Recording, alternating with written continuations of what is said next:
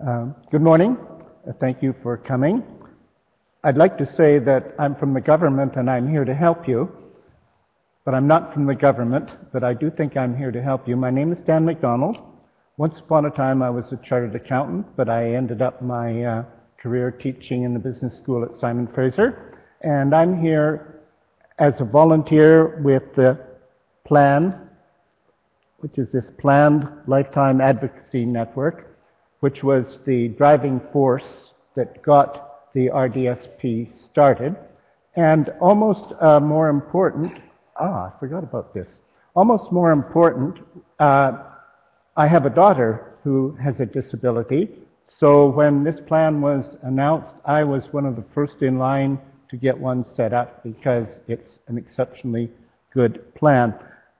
One thing I would add to this is that throughout the presentation, the emphasis is on savings, and yes, indeed, it is a savings program, but it is designed to be a substitute for a pension plan for those that have a disability. So the whole purpose is, the design of it is to have an investment fund available at age 60 to support the person with a disability in the time frame beyond 60. And so while it is savings, I would like to have a little insert here that would say it's also an investment plan. Now, let's see, does this one go up? Here's the outline, and if you take nothing else away from here, the whole story is here. And all of you have a handout with all of the slides on it, and you'll see that in the handout there's space for you to make notes if you choose. And because this is a webinar, I would prefer to leave the questions to the end because the slides are rather longer than the time allowed. I'm going to skip through some of the parts to leave time for you folks to have questions at the end. But here's the big picture, and everything is here. Money goes in, and the money goes in from family, from friends, and from government grants. So there are all of these components of the money going in, and we'll be talking about each of them. And once the money is in there, it shouldn't be left idle. It should be invested productively, similar to a pension plan or a registered retirement savings plan or a registered educational savings plan. And the money comes out, ideally at the time of retirement at age 60. It can come out sooner, but it works most smoothly if it comes out starting at age 60. And in particular, there's more information and resources at the very end of the handout. There's some web references. All of that is very good information.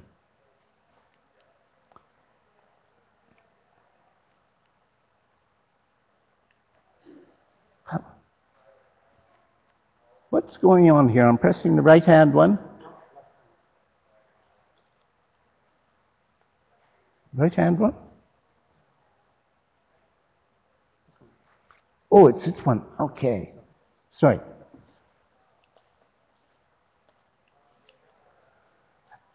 And the RDSP is part of really the two pillars of a good life, and we'll be talking primarily about financial well-being. And in that connection, when we're talking about financial well-being, it's the financial well-being of the individual who has a disability, and it's also financial well-being for those who are concerned about them. It doesn't have anything much to do with social well-being because everyone needs a network of friends and families to provide support for them. The RDSP is a world first. The seed of the idea was right here in Vancouver in the Lower Mainland, and the folks at PLAN went to Ottawa on numerous occasions and persuaded the politicians there that this was a good idea. It's only one of a range of financial planning. There's other aspects, having a will, having trusts, having insurance. All of those are important, but today we are only going to be talking about the RDSP. To do that, we'll be using 3 stories about 3 individuals who are in somewhat different circumstances. The first is Maggie, and the characteristic here is that at the moment she's 10 years old, is therefore a child, and with respect to getting any government assistance with the RDSP, it's her family's earnings that count because she's a child, and this family's earnings places them above a wealth threshold, an income threshold, and so they will get less money going in from the government, but they will still get some. The other one is Josh. He's an adult. He has some income, but it's below a certain threshold, so he will qualify for the maximum amount of government assistance. Ranjit is also an adult. His annual income is also low, and he will be qualifying for government assistance as well. So the RDSP is a federal program. It's very similar in many ways to the already well-established RRSPs. It's available through most of the major financial institutions, the banks and the brokerage firms. There are provisions for the government to put in some money. Incidentally, I saw the statistics the other day, and maybe they're a little bit old, but the government has put into the already opened RDSPs, they've put in about $500,000, and the families and friends have put in about $250,000. So the government is proving to be more generous than the families and friends so far. It does not require any contribution. There should be a period here. It's not if your income is low. There's no requirement for anybody to put any money in, but it's best if they do. A huge advantage is that it does not affect your BC or federal disability benefits. And that is a huge factor because when the money does eventually come out, it does not affect any of those benefits. So it's a powerful vehicle for savings and investing. It permits family and friends to contribute, and it allows you or your relatives to determine how best to spend the money when it comes out, but also, and I would insert here, to invest, because presumably the individual with the disability and or his family must have a significant role in how the money is invested. What it doesn't do, it doesn't replace your relatives' requirements for support and for income assistance. Remember, the design of this is that the money will not come out for the benefit of the beneficiary until they reach the age of 60. It can come out earlier, but the design works best if no money comes out until age 60. So in the meantime, individuals with a disability will require varying levels of support from family and friends. And it certainly doesn't assure a good life or future security without other planning. And I see that in the afternoon's programs there's going to be some other sessions dealing with investment and so on. Here are a comparison between the Registered Disability Savings Plan, which is what we're going to be dealing with this morning, as compared with the Registered Education Savings Plan or the more familiar Registered Retirement Savings Plan, and the relatively new tax-free savings account. So with respect to incentives, for the RDSP, the government will kick in both grants and bonds, depending on the eligibility, and the same thing applies with the Registered Education Savings Plan. But the money going in from family or friends under these two is not tax deductible to those who are putting the money in. Whereas for a registered retirement savings plan, there is a tax deduction. And there's no particular incentive for the tax-free savings account, except it's an all-around good deal. The important thing is the treatment of income, and here's where the tax-free savings account has the big advantage. It is tax-free growth. The others are tax-deferred growth, and that sneaky little word deferred means that sooner or later some tax is going to have to be paid. So when it comes to withdrawals, these two are partly taxable. This one is all taxable, and a big advantage of the tax-free savings account is that it is not taxable at all when the money comes out. Where the RDSP has a huge advantage is this one, that it has no impact on the disability benefits. All of the others have some impact.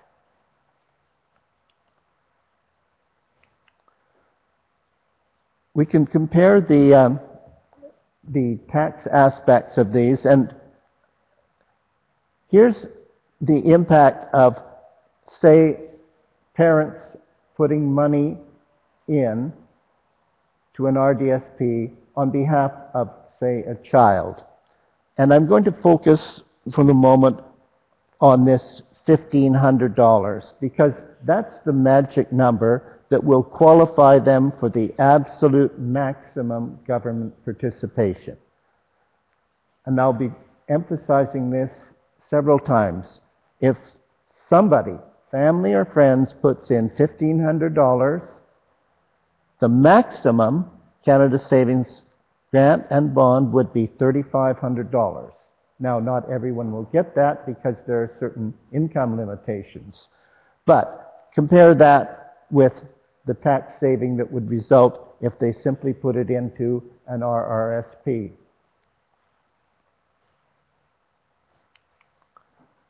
Let's talk about eligibility. So, Bruce and Flora claim the disability tax credit and the Canadian Child Tax Benefit. They already do that. Remember that Maggie is a child. The parents are claiming the disability benefits.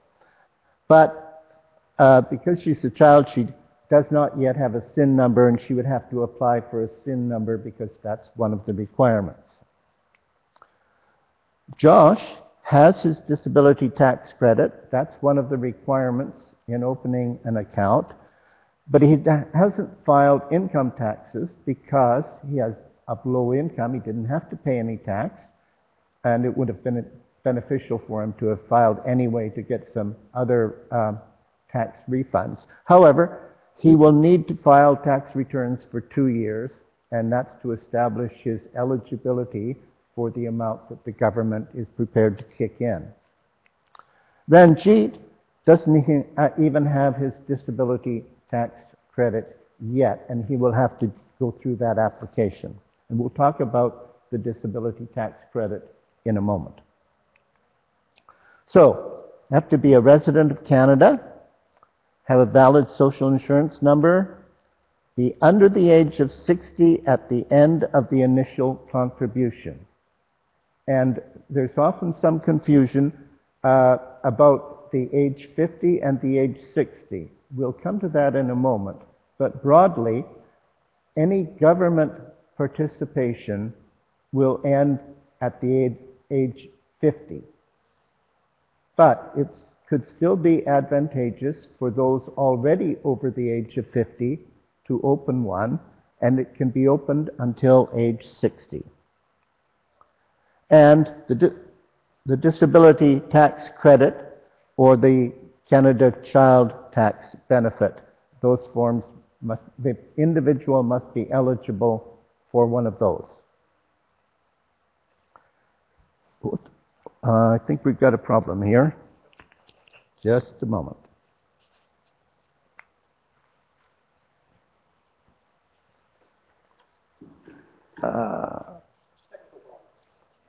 Minor technical glitch. Some disadvantages of wearing a hearing aid. Maybe if you put it under the hearing aid. Or I can take the hearing aid off. I don't even have to hear. No problem. Hearing's a good thing. Okay. Just let me adjust this. Right. One more second. There. Thank you very much. So, in order to qualify to open a registered disability savings plan, the beneficiary must qualify for the disability tax credit. So Maggie doesn't have one. She already has the child tax benefit credit that her parents are using. Once she reaches the age 18 as an adult, she will have to apply for the disability tax credit. Josh has a lifelong disability, and he already has it, and it's valid for his lifetime, whereas Ranjit has schizophrenia, and since that is somewhat sporadic, he may from time to time have to reestablish his eligibility.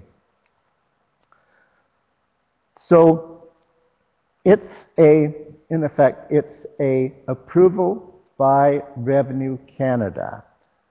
And they base their approval on receiving this T2201. And to get that form, the individual must establish that they have severe and prolonged impairments. And these can include such things as being blind, requiring some kind of life-sustaining therapy, or some marked restriction in one activity of daily living, or significantly restricted in two activities of daily living. Those are broadly the requirements.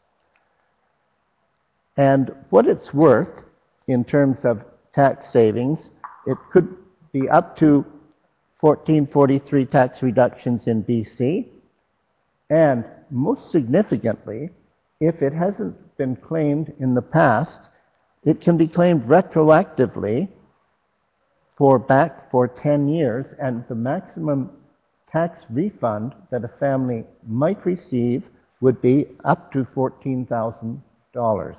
Very significant. And for a child, it is less, but even so, going back for 10 years, the maximum could be up to $8,000. And the value of this disability tax credit can be transferred to an eligible family member. So even for an adult, if their income is so low that they don't have to pay tax, and if the parents are providing significant financial support, then the parents can claim that disability tax credit on their tax return. And there's even the flexibility, it could be claimed on the wife's tax return or on the husband's tax return, depending on which has the highest marginal rate of tax.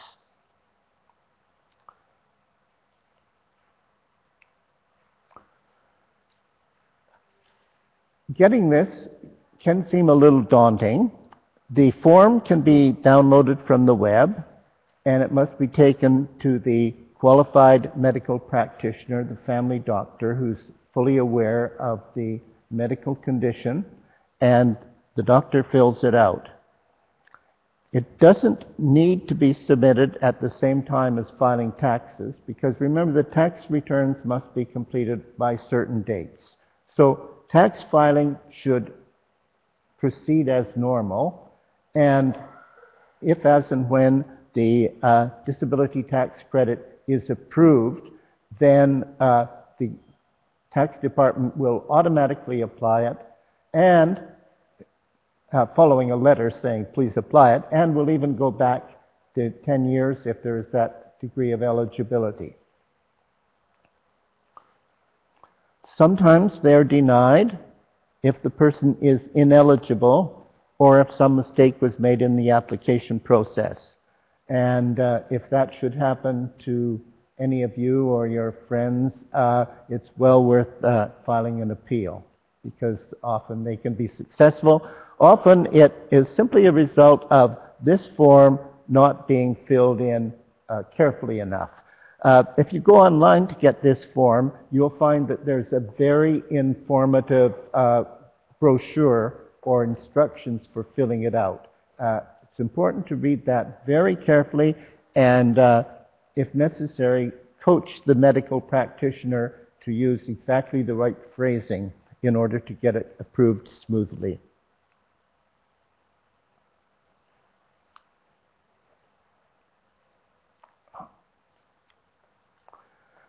Who can set up the plan? And the holder is a very important person in the process, because the holder is the one that has control over how the funds are invested and has control over how the money coming out comes out. And the parents and the legal guardians can set up the plan. So parents can remain holders even after the beneficiary becomes an adult. So for Maggie, who is only 10 years old, obviously Bruce and Flora are the holders and will remain so. A beneficiary, and the adult beneficiaries are Ranjit and Josh. They may be the holder, or they may appoint a power of attorney or representative. Something new that just came into effect this year, notice this bottom item, until the end of 2016, parents and spouses can become the holder for an adult who cannot enter into a contract. In many cases, the person with a disability does not have as much financial skill and experience as other members within the family circle. So great care must be taken in deciding who should be the holder.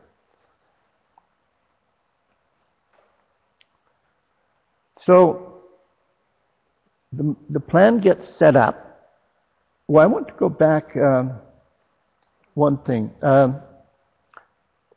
When the plan is being set up, it's very important to give adequate consideration to which financial institution will be handling the funds. So anyone can contribute to the plan with the written consent of the holder. And here's another part of the responsibilities of the holder, although I can't really see any holder turning down any contribution that family or friends might want to make. There's a $200,000 lifetime contribution limit. There's no annual contribution limit. A comment on that. If there are major lump sums going in, as we'll see in some examples later, better that they be spread out over a number of years to maximize the government contribution if they would be otherwise eligible for them. The contributions are not tax deductible, and in that sense, it's very different from the registered retirement savings plan. And contributions can go in up to the end of the year in which the beneficiary turns 59, because when they turn 60, then they have to start taking some money out. That's what the plan was designed for. So here's a brief story. Maggie, who's a child, must be her parents. They're putting in $150 a month or $1,800 a year. Josh, who's an adult, is putting in $125 a month, and the example is magically designed that that's the sweet spot. $1,500 going in per year from an adult with low income will qualify for the absolute maximum government participation, which would be, we'll see in a moment, which would be $3,500. Ranjit is not making any contributions, but we'll still see that the program is advantageous to Ranjit. So, for the federal government to put in money, here are the requirements. They must file an income tax return, and that's because the government wants to be sure of the income limits that apply in considering whether they're going to put any money in.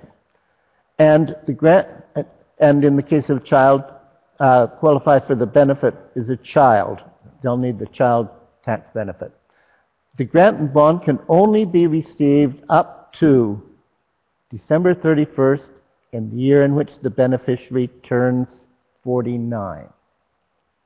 Beyond that point, the government will not put in any money. Here's the way it works, and in the interest of time, I'm going to point out that if the family income, here we're dealing with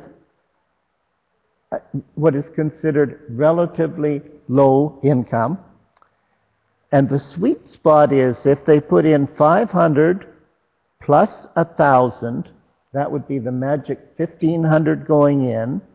They would qualify for 1,500 plus 2,000. They would qualify for 3,500 going in from the government. And if their income is more than 87,000, then the government is only going to match 1-for-1 on the first 1,000, so the maximum going in is $1,000. So the lifetime maximum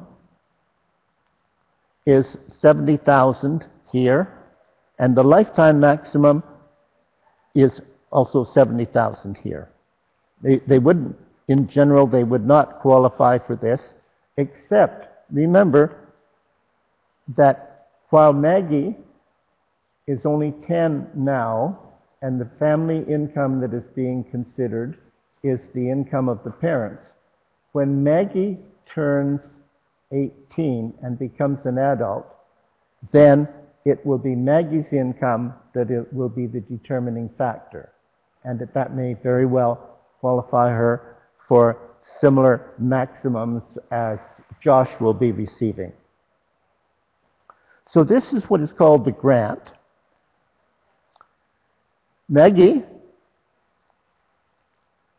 her parents are putting in $1,800 a year, but there will be no matching except for the grant on the first 1,000, dollar for dollar, so 1,000 will go in. Josh is the one at the sweet spot because his income is under that maximum, and he will qualify for the full 3,500. Ranjit, nobody is putting any money in for him, and so the government will not have anything to match as a grant. However, we'll see in a moment that Ranjit will still receive some benefits. The other benefits are called the bond, and this applies if the annual income is 25,000 or less, then there will be a 1,000 per year bond supplied. And if the income is within this range, it is apportioned. So now here's the full picture. Let's deal with Ranjit first, because I felt sorry for him that there was no matching money because no money was going in from family or friends. His income is under 87,000, but nobody's putting anything in, so he gets zero. However, he still gets $1,000. In one presentation, I expressed extreme sympathy for Ranjit, but somebody in the audience said it's still free money. And as we'll see, it can add up. Josh is in a very good position. The family is putting in $1,500. Their income is less than this. And Josh's income is less than $25,000. It doesn't matter what Josh's family income is. Josh is an adult. So the full amount that's going in is $6,000. Maggie, at this point, is a child. The family is putting in $1,800. Only the first $1,000 gets matched. And the family income is over 43, so they don't get any of the bond. So the total amount that's going in for Maggie is $2,800.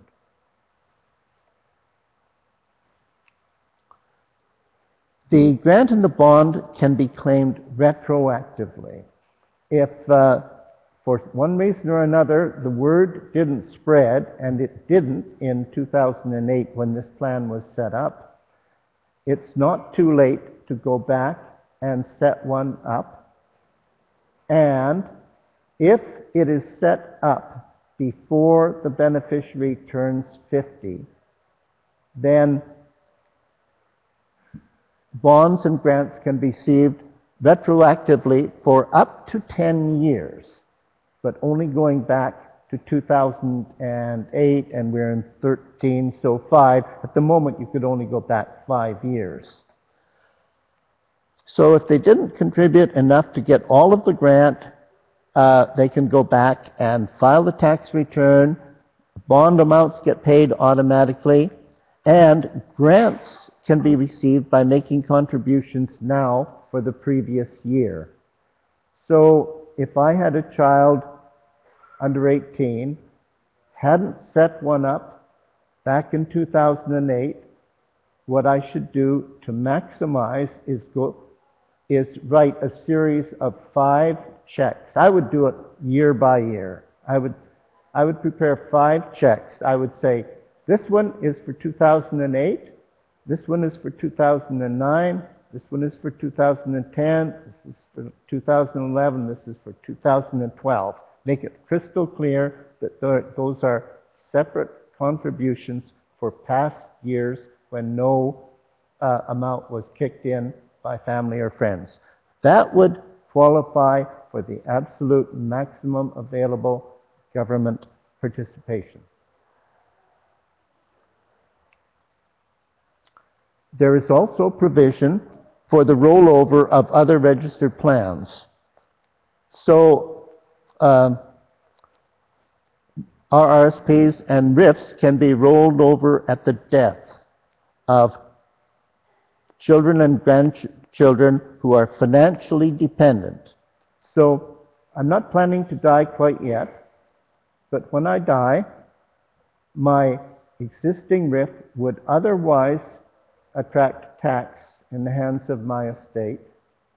But if my will says that it should be rolled over into my daughter's registered disability plan, it will not attract any tax at that point. It will later, but not at that point. And there is a new rollover. Do they have this on the slide yet? Well, first of all, there's the limit of $200,000. That's maximum amount that can go in. It will not trigger any matching money or grants or bonds from the government. They will all be taxable upon withdrawal. And that's fair enough because amounts coming out of RRSPs and RIFs would be taxable under normal circumstances. The capacity to roll them over into an RDSP simply means it is tax deferred until it is withdrawn by the beneficiary of the RDSP. But in general, individuals who have qualified for a registered disability savings plan are likely to have relatively low income when they are at age 60. So even then, the money coming out, while it would be taxable, is probably going to be taxable at a lower tax rate than it otherwise would have to be paid from the estate.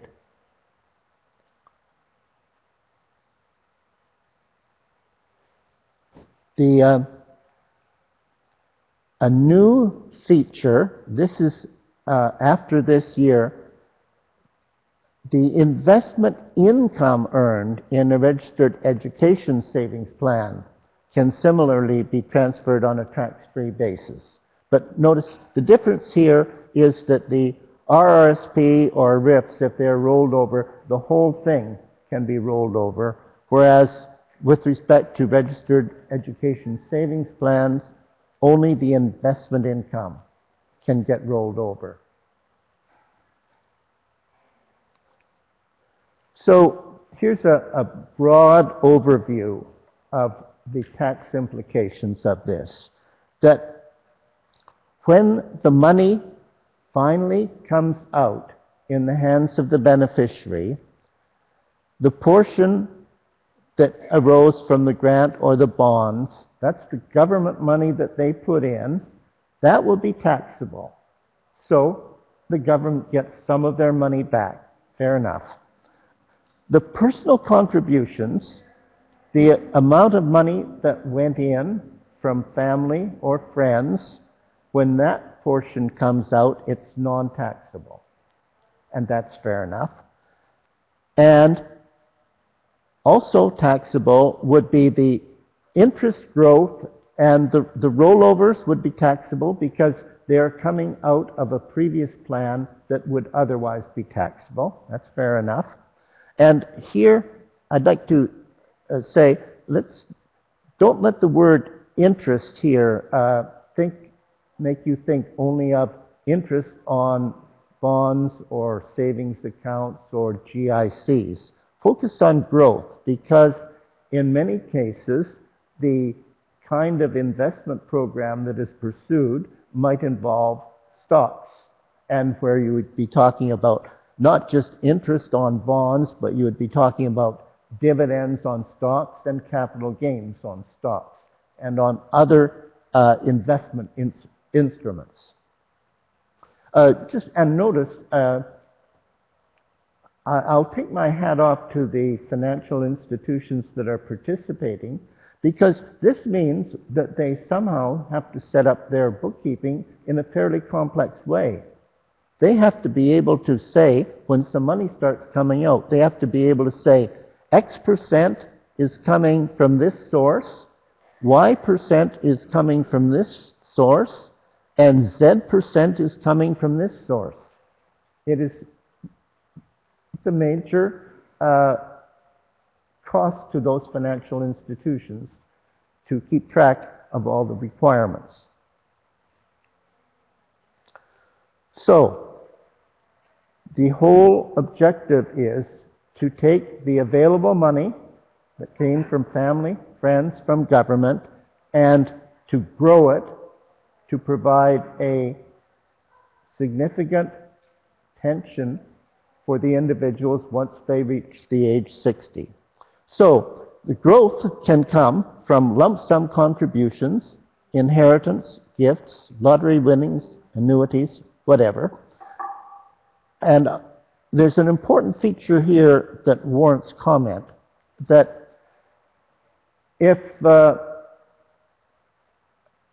one of my rich relatives were to say they wanted to contribute to my daughter's RDSP, I don't have any rich relatives, but imagine that, I would be inclined to say, well, don't give it all at once. Well, provided the beneficiary is less than 50. That's not the case in my daughter.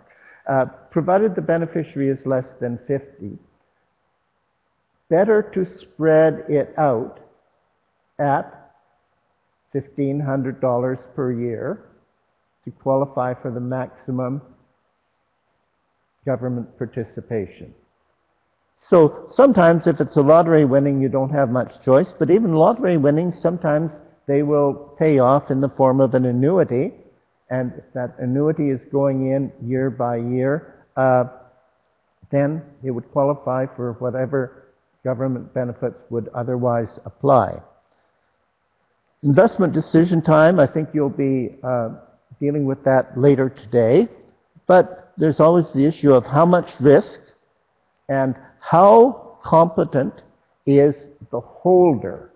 Remember, it is the holder that has ultimate responsibility for the investments. The holder may be financially astute and may manage it directly, or if the holder is not financially astute, they at least should be sufficiently financially astute to find and utilize a financial planner and be financially astute enough to know whether or not the financial planner is doing a good job.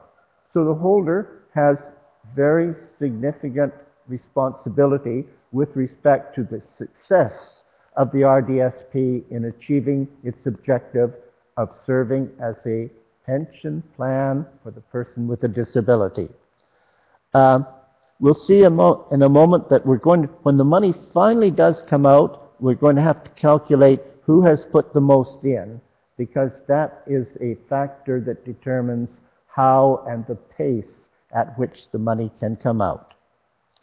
Now, so far we've talked about everything going according to the normal design.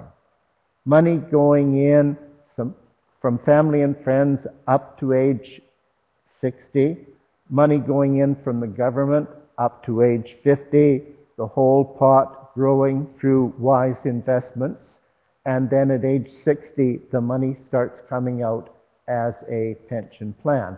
But what if something goes wrong in the plan? What if there's some kind of crisis? What if the RDSP collapses? What are some of the things that we might think of? And I'm not going to spend very much time on those, but one of the things that can happen is that some money goes in. Well, that's the good news. And this is going to be a simulation of how this might work out. And possible interest rate, when they designed this simulation, it was at a time when earnings rates were somewhat higher. This may appear rather ambitious. Oh, by the way, at the very end of your handout, you will see there's a page reference to an RDSP simulator, where you can go online and you can plug in some numbers and you can do your own simulation. So Maggie, in addition to the money going in from her family, received $13,000.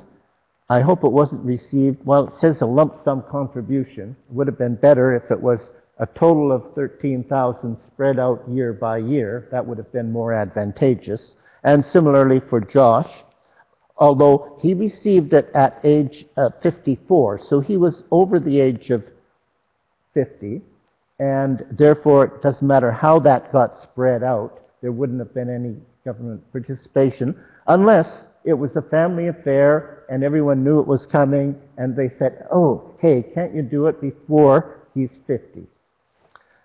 Ranjit got $15,000 at age 42. I'm going to skip ahead a bit, just because before we deal with money going out, here's what I wanted to deal with next. We just talked about how the money went in. Remember, Maggie, the family was putting in $1,800 per year. They weren't getting very much in the way of government contributions because she was a child at age 10. But imagine that they kept on putting in $1,800 a year. After she reached the age of 18, she then would have qualified for the maximum government participation. So under this simulation, and with that assumed 5.5% interest rate, she would have an investment pool of over $300,000. And she could take out about $640,000. And we'll come back and deal with the kind of payments in a moment. But what I wanted to emphasize at this point is to just a little illustration of how this could function as a saving and an investment program. Josh, who was only putting in the same amount of, the family were putting in $1,500 per year, but he also did get a gift. So his investment pool is 426. And Ranjit, who I was feeling a little bit sorry for some time ago, he had received a $15,000 lump sum participation, and he would have received the government's minimum participation of $1,000 per year for 20 years. So that is $35,000 would have gone in from family and from government. And yet, at age 60, with a 5.5% growth factor, he would have an investment pool of $74,000. So now I'm going to back up a bit, if I can get this to do this. There's where we left off the story. The money was still going in. Now, they reach the age of 60. How does the money come out? And I'll give it to, here's the detail, but I'll give you the broad scheme. The broad scheme is that if the government contributions exceed the private contributions, the government has put in more money than the individual or family or friends, then because they put in more money, they get to call the shots as to how it comes out. And their shot is that it must follow a formula of regularly scheduled withdrawals. And that's a formula that is virtually identical to the formula for the required minimum withdrawals from a registered retirement savings plan, except the life expectancy is lower because most people with a disability, on average, have a lower life expectancy. So it must follow the schedule, and it must begin by the end of the calendar year in which the beneficiary turns 60. It was set up to be a pension plan. The government has put in the most money. They say you've got to start taking it out. It can start before 60, but this may require some payment of the grants and bonds. One new feature that kicks in this year is that the maximum withdrawal will increase to 10% of the plan's value. And the rationale for this formula is that it is set up, designed to last until the life expectancy of the average person.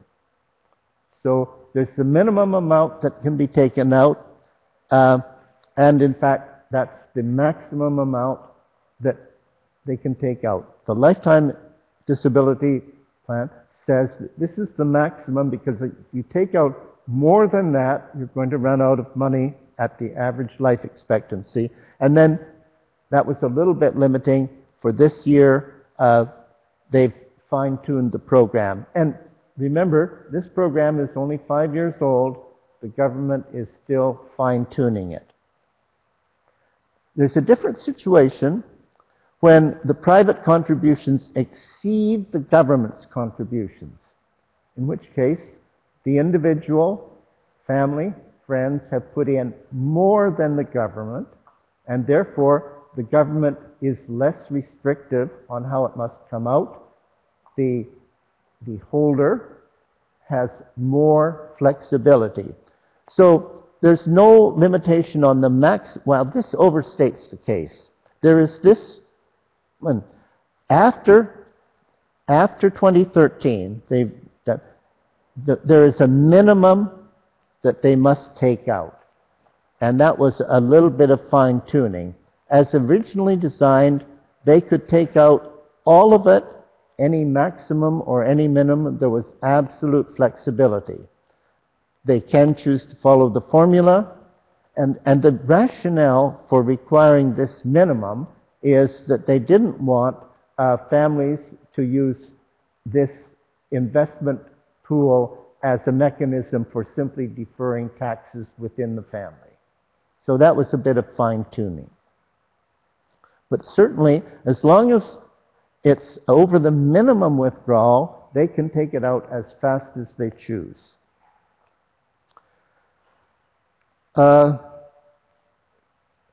In normal circumstances, this will not apply. Remember that the government participation stops at age 50. The plan is designed to start paying out at age 60. So there's a 10-year gap that the government doesn't put any money in. And therefore, once that 10 years is over, there's no problem. However, if for one reason or another, money starts coming out of the plan before age 60, then the government says, okay, you're taking out some money before you should have, according to the grand scheme of things, and if we put some money in, we're going to want some of it back. The initial rules were much harsher than this, but from right now, the new rules following this year, for each $1 withdrawn, $3 of any grants or bonds paid into the plan in the past 10 years. So once 10 years have passed from the last government participation, there would be no clawback. And if there are individuals with a terminal illness, there's even more flexibility.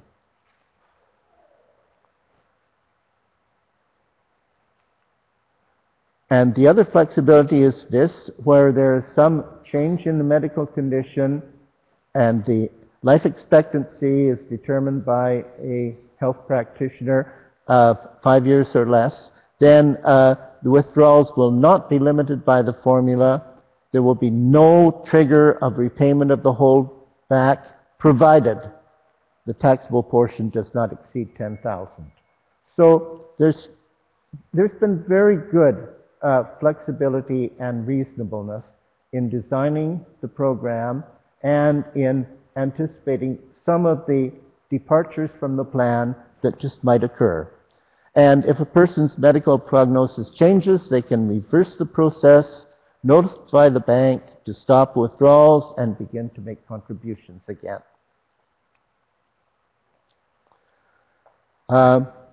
If someone loses their disability tax credit, their RDSP collapses, and all the grants and bonds are to be repaid. So this is a burden for those with cyclical disabilities. Again, the fine-tuning that's gone on in the last year, here is the flexibility. It is simply suspended for up to 4 years to see whether or not the reason for that ineligibility changes. And during that gap, no contributions can be made, although retirement rollovers are allowed. But beyond that gap, then all of the bonds and grants must be repaid. So we've already had a quick look at how their funds have accumulated. Maggie is deciding to withdraw at age 40. And because the government has put in more money than the family, then it's formula limited, and at that age, this is the monthly amount. But because this is the capital that has accumulated, in the first year, Maggie could withdraw up to 10% of that, or $33,000. Josh is not formula limited because Josh's family, friends, and the lump sum that he received meant that those sources had put in more money than the government, so he's not limited by formula, and Josh can, or more particularly, Josh's holder can simply decide arbitrarily how much to take out each month. Ranjit, he's the one that, as it were, gets to the normal retirement age. The government has put in more money than the other sources, And the formula dictates he qualifies for $270 a month under normal circumstances, but he does have the option of taking out 10% of the $74,000 in that first year.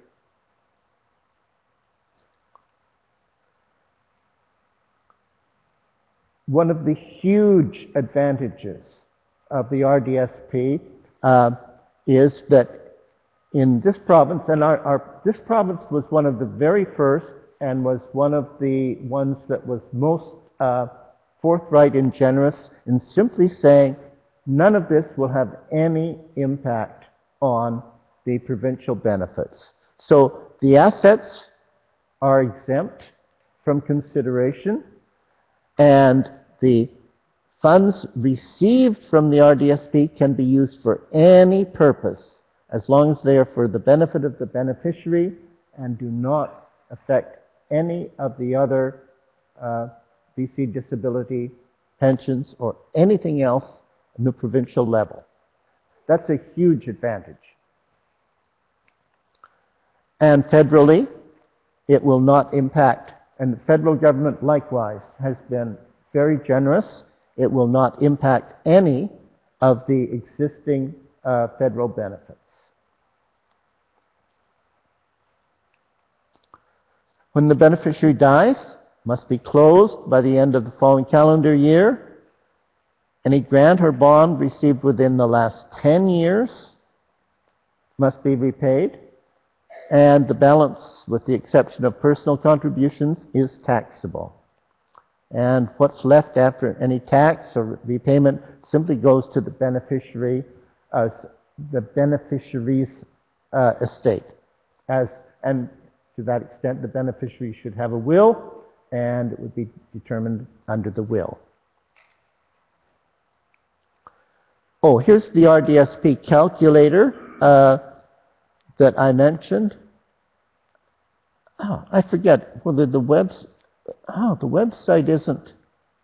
If you go to the plan, go to the website of plan, then you can do the RDSP download. I think the 10 steps to becoming eligible are very straightforward. I think I would prefer to stop now and deal with some questions. What I don't know is whether those who will be seeing the webinar, will they have all of the remaining slides? No, but we can have our slides available. Okay, right, because if they could step through these. The one other thing I will mention now is this slide on information and resources. Very good information is available online from the government sources and from Plan, and there was even a website that was set up. This was set up under the auspices of Plan, rdsp.com. There were a lot of questions and answers that were posted on that website. Questions?